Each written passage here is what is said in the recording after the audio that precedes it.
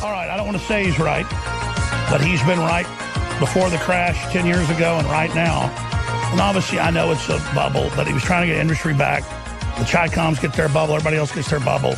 And then the Federal Reserve raises rates, clearly trying to target the recovery, which I get is overall a false recovery. But if it gets Americans to believe in America again, to get some industry back, to secure the border and have sovereignty, then I was trying to get behind the president. And I'm behind him on going after China and their infiltration and going after the open border and all the rest of it. But then you look at the whole situation with the cryptocurrencies and how people got sucked into that, just like they get sucked into socialism or communism or Bernieism or Alexander Cortezism. And I agree exactly with what he's saying. He's been saying it for a while, but it's clear. He was saying this a couple of years ago, and I'm like, oh, yeah, America's not that dumb to go socialist or communist. And now, when the left goes super hard left, man, people, bing, bing, bing, bing, bing, they want to hear that everything's free and everything's going to be great. So I kind of like Trump's bubble version of that, because at least it's pro-America, you see, instead of the Venezuelan model. So, and I'm being honest with the listeners. If I'm like stuck in a mine shaft and there's two tunnels out and both are collapsing, but this one looks a little better, I'm going to try to crawl up through that. So I'll dispense with the metaphors here. The owner and manager of Europac.com, Peter Schiff, Billions Under Management.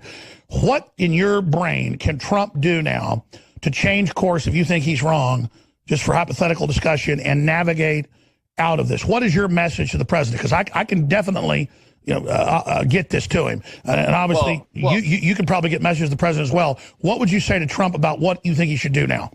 Okay, well, first of all, false confidence is a very dangerous thing, whether it's confidence in the economy or confidence in cryptocurrencies. It causes you to do things that you shouldn't do. And you can get excited that, yes, the president got a lot of people to be optimistic early on, but all these people are going to be disappointed when their optimism turns out to be unwarranted, and they're going to take out their frustrations on Trump and other Republicans. That is the problem. Now, what could he do now to repair the damage? I don't know if it's repairable. I mean, he have to come out and basically say, I was wrong. The economy isn't great. I didn't make America great again. I made the big, fat, ugly bubble bigger, fatter, and uglier. But now, I've come to my senses, and this is what we need to do. And we have to slash government spending, and I have to cut Social Security and Medicare. And, we're going to have the stock market going way down, and real estate prices are going to fall. Peter.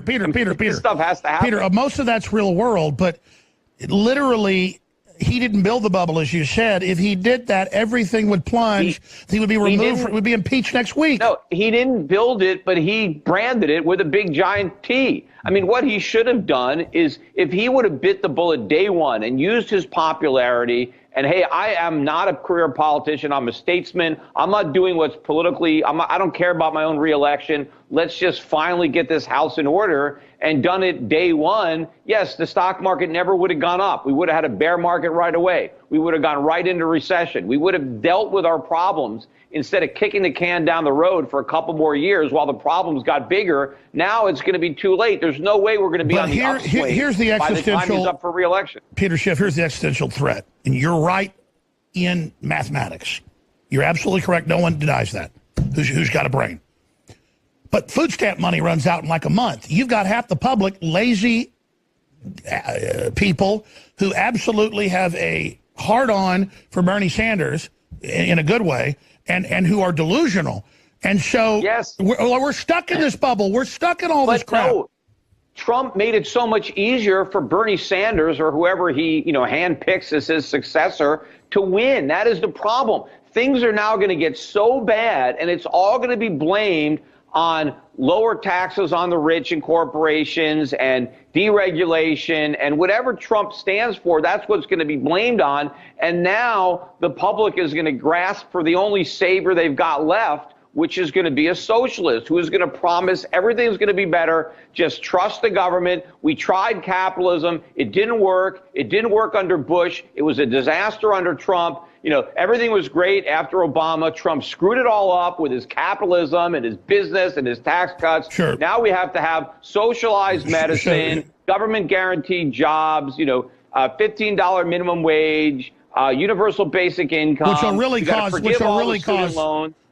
cause stuff to tank. Oh, no, they are going to turn this recession into an inflationary depression. And we have one shot to take our country back, and that's 2024. Because if we don't turn away from socialism in 2024, we'll never turn away from it. I mean, it'll be here forever, right? Just like the New Deal programs, only this is a much worse deal.